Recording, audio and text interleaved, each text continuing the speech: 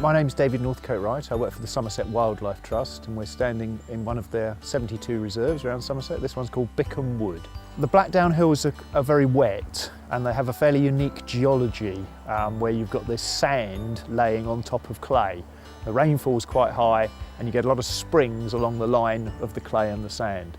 And so you get quite a lot of very wet woodlands, and this is one example.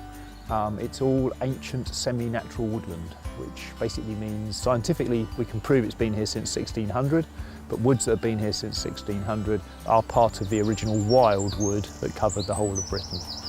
Ancient woodlands have always been managed. They don't just occur naturally as they are, they've been managed by man. Traditionally, of course, for products, for materials, for building their homes, etc.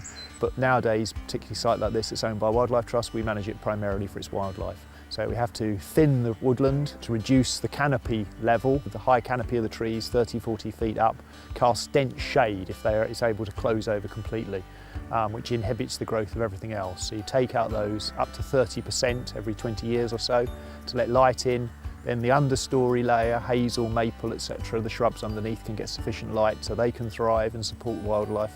And the woodland ground flora supports things like sphagnum mosses, tussock sedges, which aren't normally thought of as woodland plants. So it's quite special for that reason. And there's quite a number of these sort of springline woodlands within the Blackdowns. So it's quite an important habitat nationally.